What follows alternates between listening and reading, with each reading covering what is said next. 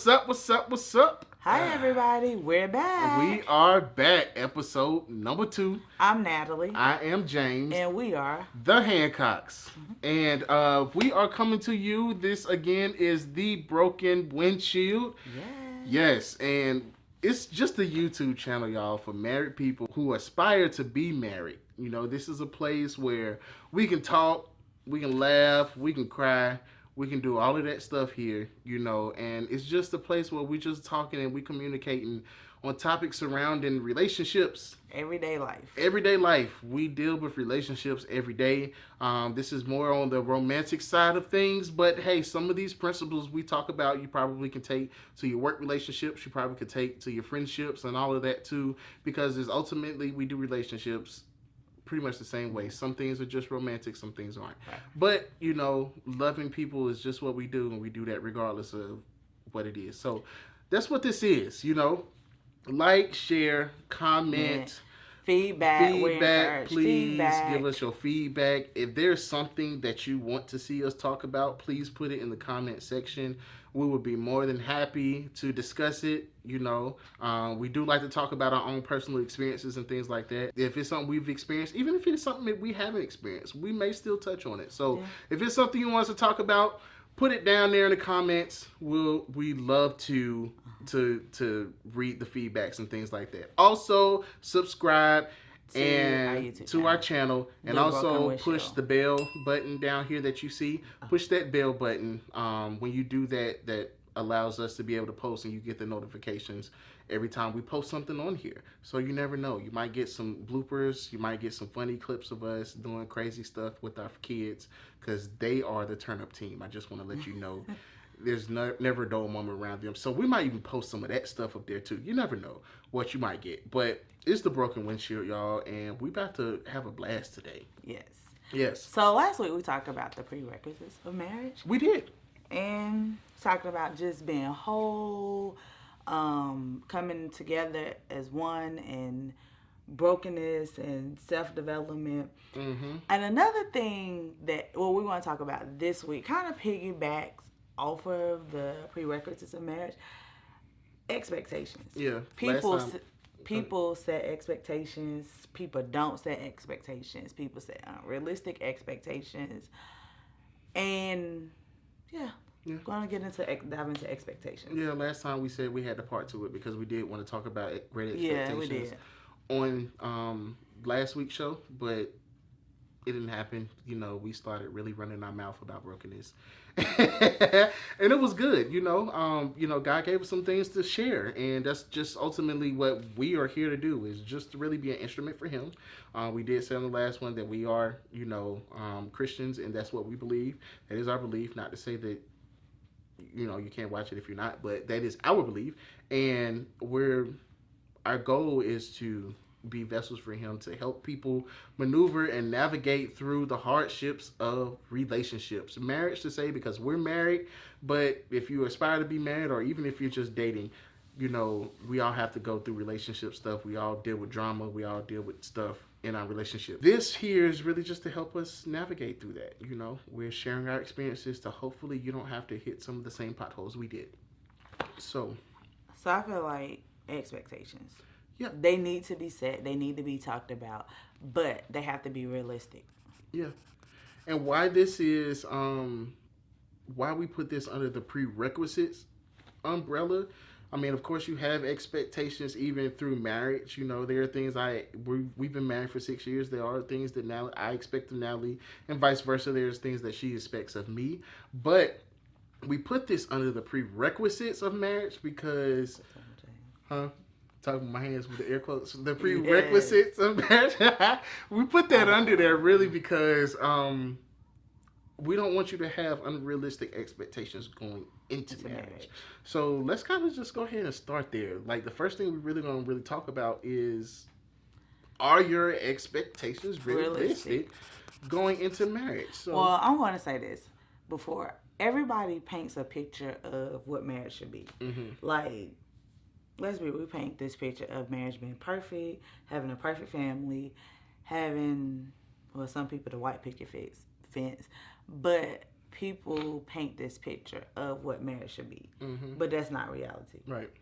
And I found too, just a lot of people also don't set expectations Mm-hmm. going into marriage, and then once they get married, they try to set expectations and like, nah, you have to kind of like set expectations prior, but they also have to be realistic. Mm-hmm. And if they're not realistic, if you don't set realistic expectations, your spouse can't meet them. Right. So I agree. And I also want to add to that, you marry your spouse, not necessarily your preference.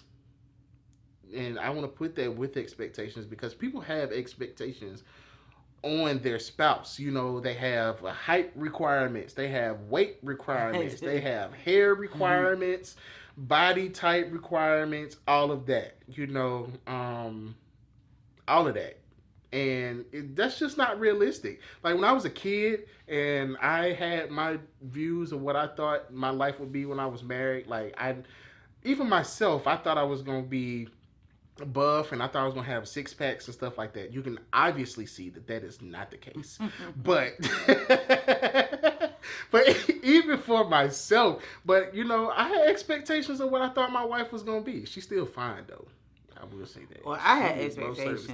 But I paint this picture of marriage being one way, but it's different. Not in a bad way, but it was kind of like, yeah, we go pray together every night. We go read the word together all throughout the day. We go do... Matter of fact, the other night when we went to the pre-Valentine's Day at the dinner, mm-hmm. and what we talked about that, like you set these expectations like, I'm going to make sure I cover my spouse. I'm going to pray for them. I'm going to do this. I'm going to do that. But the reality of it is, it don't work like that. It don't work like that. Right. Because 9 times out of 10, when it comes time for you to pray for your spouse, most of the time, y'all done fell out and you don't want to pray for them. You don't want to pray.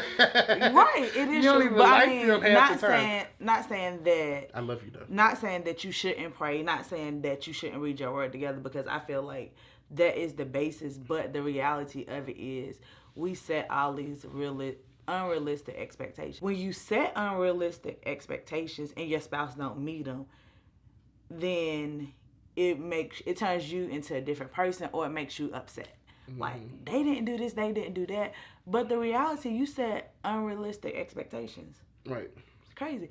Or, I've seen this a lot too. Some people don't set expectations at all prior to marriage. Mm-hmm. Then when they get married, then they set expectations. But like, okay, they don't do this, but they didn't do this prior to marriage. Or you all didn't have expectations. So now you want them to do something or be somebody that you didn't lay the foundation, that the foundation wasn't laid prior to marriage. Mm-hmm. Does that make sense? It does. It does. Because like I said, I've had pictures, you know. I was the person that always wanted to be married. That ain't always my counterparts. Most guys, I don't know. A lot of guys don't necessarily think about that. Some people do. I was one of those people who did. So I had my viewpoints and my thoughts on what I thought marriage was gonna be, and it didn't pan out that way. Now we married with kids. I always knew that was gonna happen, and my number was right too, because I said 3. So that happened. Even though we have 5 together, I have 3 biological. I have 2 wonderful bonus children. But that was my number, and that happened. But that's pretty much about it. I got a beautiful wife, and we had 3 babies together. Everything else has literally been God saying, you had your plans and I had my own. Right. Ha ha, joke's on you. Right. And it's important too, when you set expectations in your marriage, that they're communicated. Mm-hmm. Like, I can't set an expectation and expect you to do something. For instance, like if I needed you to paint a wall, but I never I needed a wall painted and I needed to paint it by a certain day, but I never communicated that to you. And so when it didn't get done, how can I be mad if I never communicated that expectation? So it's like, hey, I have this wall. We need this wall painted by Saturday. but I have to communicate that to you. So that's what any expectations. You have to communicate and make sure that they're communicated. Right. That's how you really kind of understand if your expectations are realistic or unrealistic, because expectations can be easy for one person to do. You know, what you want can be easy for one person to do and not be easy for the other person to do. So in order to understand, are your expectations realistic, you need to have this conversation with the person that you are with, that you are thinking about marrying or that you're moving forward with, and say, hey, this is what I need out of a mate. This is what's going to make me happy. You know, this is what I need my spouse, my significant other to do for me. You know, this is what I need. And I don't recommend having this conversation on date number one because at this time you're really dating their representative. That is not the person that you're dating. If you are on date number 1 or 2, or if y'all are only like the first 30 days of being together, that is not the real person. I just want to go ahead and put that out there. I don't agree. I don't agree with that. No, most of the time you are dating a representative. You have not gotten... I don't think you get the real person until life happens. That's when you see someone's true character. When something happened, if a job get lost or some financial hardships come about or some sickness or something detrimental happens, someone passes on their side that was very close to them, that's when I think, that's my opinion, when you see the real person. So I don't think you should have this conversation on date 1 or first 30 days, but if this is the person that you're saying, hey, this is my boyfriend, this is my girlfriend, I'm thinking about getting engaged, or we are engaged and we're about to get married, that's the time that you really kind of have I'll say before you get engaged. Before you ask to marry this person, you might need to have this conversation about expectations. Well, I'm going to say this. I'm going to interject because I don't feel like it's a representative. Yeah, of course, like when you dating somebody, you start dating somebody, you're not going to see I just feel like it's about learning, because there's certain things that are certain instances, certain stuff you're not going to see come out in people till you're presented with that situation. So I'm not going to say a representative. Like, I feel like people are their selves. Like, some people do but have try to act one way and that's not how they are. But I wouldn't necessarily say, hey, yeah, this is my representative, because you really don't know how you're going to react till you present it with a situation. Because these people been married for 30 years and you still, I feel like you learn something new about your spouse every day. I mean, I agree with that. I mean, if you always learning stuff about your spouse, you don't know everything, but I don't know. Like, when I say representative, I'm not necessarily talking about how a person would deal with a situation. I'm talking about the character of that person. For example, when we first went out, right? Okay, our first date, we went to Mayflower for dinner and we went to the movies. Yeah. My stomach was hurting the whole time, and I promise you, I ain't pass gas till you get out that car. Now, is that the case now? No, but I don't feel like that was a representative. It just felt like, okay, we're on the first date. I'm not ready to pass gas. Like, I'm not ready to do that. But but back to kind of like when you saying, like, I feel like in this time, in this era, in this generation, even though it's like the first date, I get it, but I feel like expectations do kind of have to be laid out kind of early on. Yeah. Because if not, then it could be a lot of misleading. Because even though it's your first date, even though it might be your first date, what if you're with somebody that, okay, the guy could feel like this is the person for me, or this is what I want. I feel like you got to kind of lay out those expectations and what you expect in order to, okay, are we going to keep moving forward? Are we going to keep dating?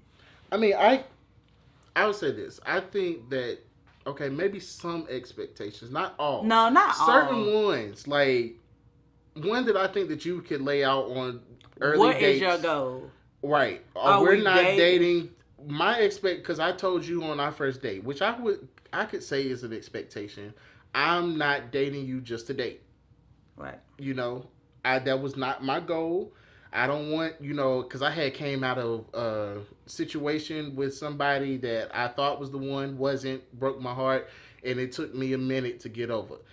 So when you came along and we were, I had found myself again, and then you came along, And I knew then, I was like, okay, I ain't going through that, because that was meaningless and pointless for you to go through stuff if your goal was not to build a life with this person.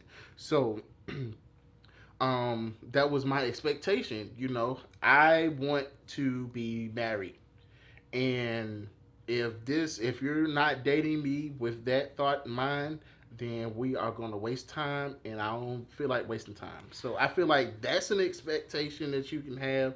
I don't think date number one, you should be laying out what type of dude you want to date, or what type of girl you want that's going to, steal your heart, that's going to make you give them all of you. I don't think that that's something you should do, because at the end of the day, you don't, on date number one, date number two, you don't really fully know the motive of a person. No, you don't. To be able to lay that. I'm not going to give you the roadmap to my heart. No. I'm just not going to do that. I mean, that's true.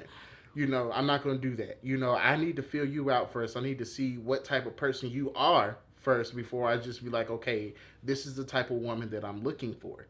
And honestly, I don't even really think that would be something that I would really feel comfortable ever communicating, that, early on, that this is the type of woman I'm looking for. I kind of want to see how you move and add that with what I got, and see if the way that you move is the type of woman that I'm looking for. You feel what I'm saying? But I'm not going to necessarily, I don't think it's wise, and this is my opinion, but I don't think it's wise for anybody to ever give the roadmap to their heart. I think that if a person is that person, then they will be that regardless of whether they have instructions or not. Expectations is kind of like rules, like you had in the house, right. Take out the trash before it get dark. Those what I mean by expectations.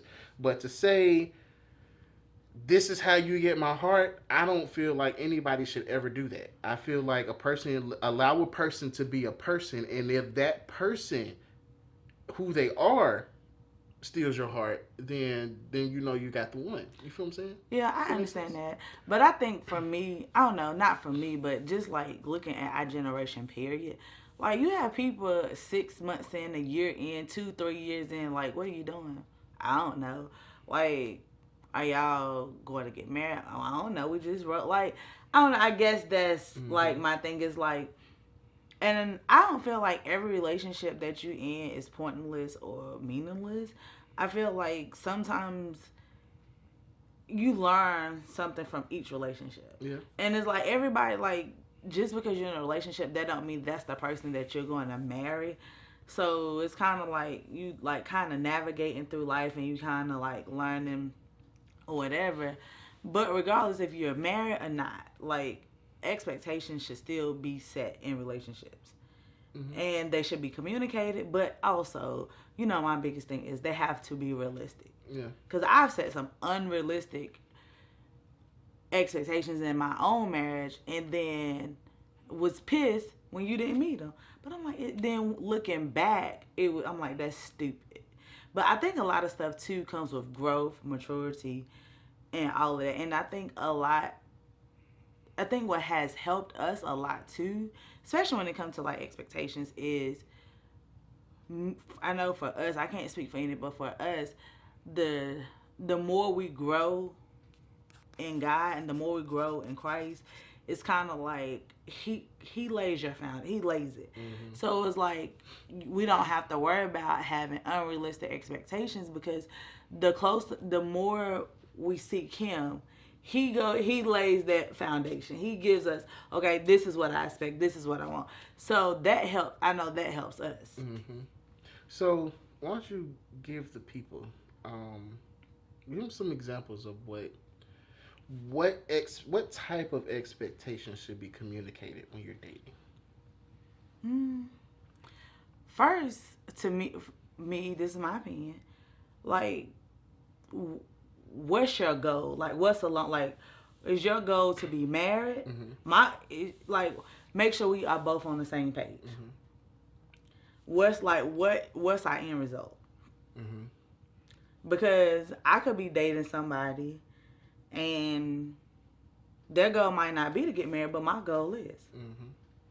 And so I'm sitting here thinking, like, okay, let's just see where it goes. but their goal was to never be married. Okay.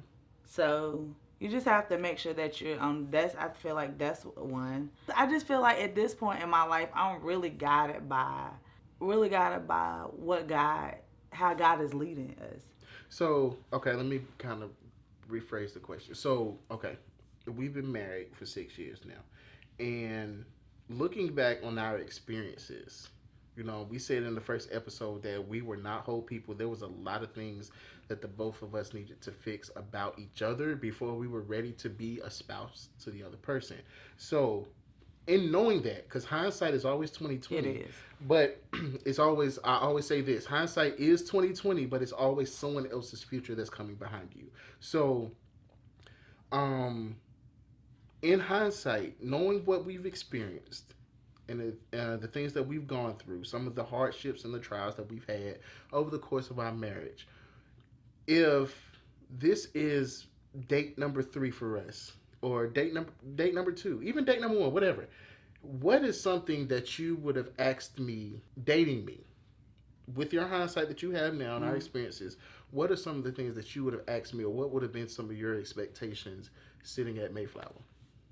Well, number one is, let me put this out there. I should have laid the foundation about cooking. It might sound crazy, but this has been an argument in our household. Because I did not realize that one of my husband's expectations was a full meal, breakfast, lunch, and dinner, and that's not who I am. I didn't say breakfast, lunch, and dinner, but one of them should be cooked. But anyway. But honestly, it sounds petty, but it's like for real. Because you have some women who don't mind cooking breakfast, lunch, dinner, or going a full course spread meal. Like, he'll be like, I stopped at Sam's. I got a rotisserie chicken. I'm going to make some rice and green beans. Keep it moving. Huh? That's dinner? Or a salad. Rice or green beans. Rotisserie chicken and salad. Some nights, hey, I'm tired. We go get this good old rotisserie chicken from Sam's. And go get this good old bag salad. I did wash it. Bag salad with ranch. We ain't getting no tomatoes. We ain't getting no onions, no cucumbers. I ain't getting no peppers. No salt and pepper on the salad. No hard-boiled egg. Just bagged lettuce and ranch. Right. But now, our jokes aside, for real, it seems stupid, but it's the simple stuff that could really, simple stuff that you seem that seems so simple, it could really turn into something big in your house for no reason. So it was because he had the expectation in his head, but it was never really communicated. I didn't communicate. I'm gonna tell you why I didn't communicate, because when we was dating, she showed up with cooked meals. Okay, she came to the studio with spaghetti one night, and it was another night she brought me food. So I'm like, yes, I have scored the jackpot. I got somebody who cooks. And no, I know. I did tell you. I was like, I know how to cook. I will cook, but I won't cook every day. I did tell you that. I'm cool with that. I'm cool with not cooking every day. And but it's not what you didn't say. What? What you didn't say was, because you said that I'm gonna cook. I can cook. Will cook. I'm not going to cook every day. What you didn't say was, we don't eat leftovers in my house, so whatever is not eaten is going in the trash, and I'm used to being, my mama didn't cook every day. That was an expectation that I didn't set, so that's my fault, but I ain't set that because my mom, she didn't cook every day either. She was a cook. She cooked for us. So we had a home cooked meal every night. My expectation was not that you cooked every night. I just wanted a home cooked meal every night. So for me, I eat leftovers, okay? I feel like the food tastes better the second day anyway. Once them juices and stuff get down there and are set in the refrigerator, you heat that thing back up, it's going to be good. So that's who I am. I'll eat leftovers in the side. But the reason I wasn't that person is because growing up in our house with my grandmother, it was no leftovers. My grandma cooked big meals every day, but everybody came through the house. Her house was the house that every grandchild got off the bus at. A house, or she was babysitting somebody, or it was company every day. So when she cooked, she always cooked enough. So whoever came by, you could get a plate. So by the time everybody was done and eating for the day, it might be one little bowl, and that's what she go eat. We didn't have leftovers, so that's why I wasn't big on leftovers. Yeah. See, my So, mama, and see, we didn't set the expectation. See, We did a this- simple expectation. It might seem petty, but something simple, not setting something simple like that, or communicating, hey, this is what I like. As simple as that, like. Right, and we laughing about it now, but we've had some real blow-ups behind this, like, seriously. So, you know, because I grew up in the house, my mother cooked 4 leftovers, okay? She made enough to where she cooked on Monday, she didn't have to cook again till maybe Wednesday or Thursday. See, I wouldn't. From Monday to Wednesday or Thursday, we have eaten the same thing every night because we ate leftovers. So she cooked 4 leftovers, so she didn't have to do it. My mom was a single mother, so she worked a lot. So I understood why she did that. That's probably the reason why I don't really eat spaghetti like that now, because I had so much of it growing up. But anyway, you know, so that was an expectation. You know, that's an example right there, guys, of an expectation. Just something that simple. Should you be talking about cooking? Absolutely. Should you talk about everything? Yes. I want to know, how often do you take a bath? Like, certain things are... Really? Yes, I do. Those are expectations that has to be set. Because you have people, like, I've heard discussions literally where people, you know, some people are cool with you taking your shower in the morning, but some people don't like you coming in the house and getting your dirty behind in their bed without taking a shower. That is an expectation that I have you need one. to... So, about as far as like your faith, as far as being Christians, like, it's a difference to say, hey, I'm a Christian, I grew up in church, opposed to I am really walking this journey out. Absolutely. So you might have 2 people who meet. One person could actually be on a walking this journey, that Jesus journey, could be a faith walker, but you have this person like, oh, I'm a Christian, but the reality is they just went to church or grew up in church. So they're really not like really living this life. So I feel like that is also very important to talk about too. Yep. I feel like you most certainly should talk about faith, you know. I mean, even now you have people like cross-faithing this thing now. You know, you have Christians marrying Muslims. I've seen this, you know, getting in relationships and having children with people in different faiths. And that is huge. You know, that's huge. Like, I've seen it happen. Like, you know, what was one of your shows that you like watching, your reality shows, the Love and Hip Hop? It was a couple on there, like, I think. Oh yeah, it's been like a couple of seasons ago, but it was a couple on there where they was actually working through this, and you have a person like converting to a whole religion just to be with this person. Like, these are expectations that you got to set, because they can really be check time. You know, and to me, that I feel like that's the most important expectation of all, because your faith and where you are in God, that lays your foundation for your relationship and who you are, or whoever you say you are, or whoever you are. That lays your foundation. Do you believe that marriages can work if the expectations aren't being met? I feel like it depends on the person and the marriage. That's why it's so important to make sure that you go back and communicate. And when you realize certain expectations aren't being met, you need to kind of refocus or reevaluate why they aren't being met. Yeah. So it leads it to, hey, are your expectations realistic, unrealistic? And are you setting expectations? And are you communicating your expectations? So I think we're about out of time. We are about out of time. Thank you guys so much for tuning in. That is time, so we have to go. We really appreciate it. So don't forget to like, comment, share below. We really appreciate it. And we're out. We'll see you next week.